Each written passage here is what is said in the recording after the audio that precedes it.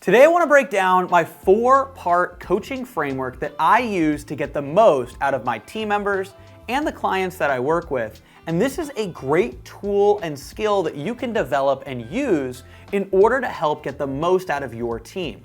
And I'm going to give you this entire framework in less than 6 minutes. So let's dive in. So the very first question that I always ask on one of my check-in calls or one of my coaching calls is to ask the question, what's something that's going really well right now? Now, this opens up the call with a great question that really dives in and allows the other person to open up about something that's going great. It also sets the tone for the overall call, and it's an easy way to dive in. People love talking about something that's going well, but also oftentimes people overlook the things that are working out great. Even if that particular team member or client is experiencing challenges at that point in time, what I always like to do is make sure that they start with talking about something that's going very well right now. That also allows you, either as a coach or as a mentor or business owner, talking to your team members, to really understand exactly what's happening right now and give recognition and credit to that person that you're speaking with. Now, next, what I ask, and this is where I really dive in, is I dive into what are some of the biggest challenges, risks, or concerns that you have right now. And then what you do is you let them talk about what comes to mind first, because typically what comes to their mind first is going to be the biggest challenge or risk that they have either in their role or in their business or their life, whether, again, you're coaching them or you're working with a team member.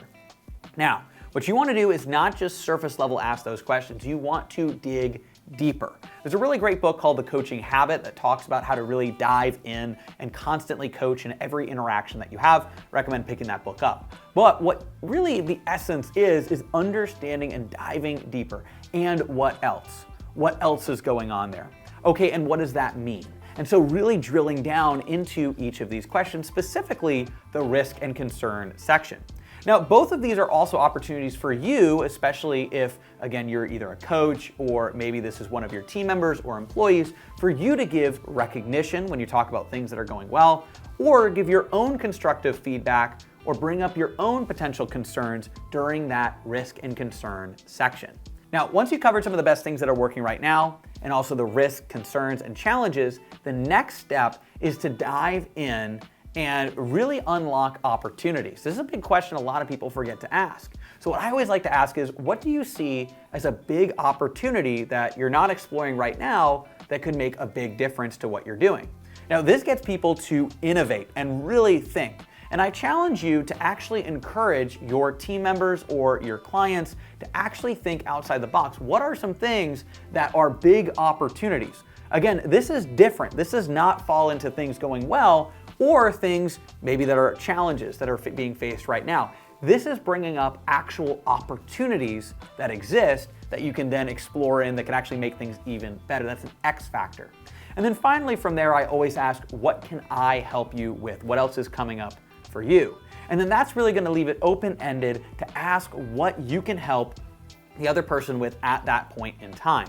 Now, these 4 questions create a really great framework for you to be able to create breakthroughs with your clients or with your employees and your team, because you are able to dive into things that are going well, give recognition, dive into challenges, risks, concerns, or problems, and really sandwich that in the middle of the call. Then from there, once you've handled all of those, you've dug in deep, you've given your perspective, what you're able to do is dive into opportunities. So this is really taking it back up, thinking outside the box. What are other things that we're not doing now that you think would be really good? And then from there, asking if there's anything else that they need help with or anything else that's coming up for them right now. Now, this simple framework is going to make your coaching calls or calls with your team or one-on-ones so much more effective, because you're going to be able to give that recognition that the team member deserves and encourage behavior and things that are going really well to continue happening. It also gives you visibility on what's actually working. It also gives you quick visibility on challenges and problems and allows you to workshop it with that person. Then from there, it allows you to unlock opportunities that you can be able to help the person grow with, and then also gives you an opportunity to help them in the need help section as well.